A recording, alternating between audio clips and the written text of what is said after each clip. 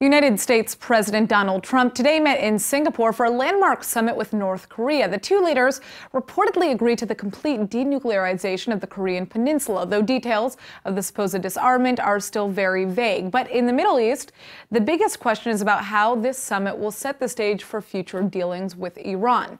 Here with more on the subject is Nimrod Zuta, the founder of the Trump White and Blue Facebook page. All right, so there have been many reports that first off, Iran wants the deal to fail. Why is that the case? What is Iran afraid of here? Well, a major part of Iran's nuclear advancement actually came from North Korea. So their main goal would be to preserve this alliance with the dictatorial regime. And one of Trump's main goals is to break it. Now, let's explore either scenario for the Middle East in general. How would the region be affected most by the failure of talks with North Korea versus the success of these talks? Well, I think that the main effect would be the Iranian issue, and also we know that the the Syrian nuclear reactor that was bombed by Israel was made using Korean technology, and so Korea has definitely some sort of an effect in the Middle East area. And we're going to see this effect in our area as well. If there are any lessons that can be learned from dealing with North Korea, can they be applied to Iran? And what are the lessons here? Well, I think, first of all, the lesson that Iran should learn is that she is remaining alone in the game and in the field, actually.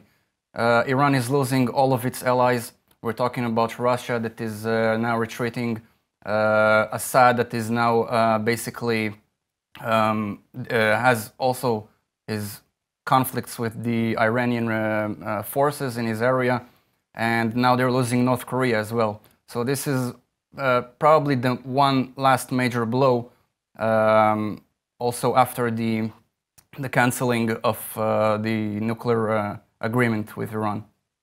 Now, you know, some speculate that kind of the biggest difference between Iran and North Korea is perhaps Iran and its belief that, you know, Iran is negotiating from a position of power. Is that true here?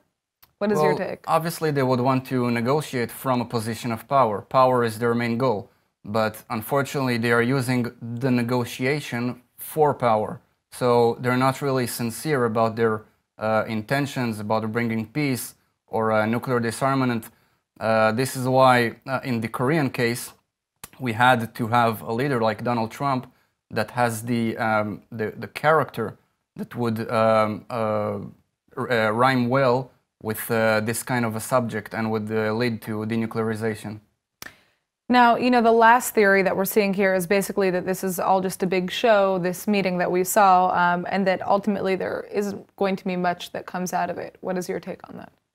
Well, we need to remember that Korea has fooled the West before, but if you know Donald Trump and his past behavior and character and abilities, then you know that if he would have suspected that this negotiation is a psyop, he wouldn't have even accepted it, even the talks.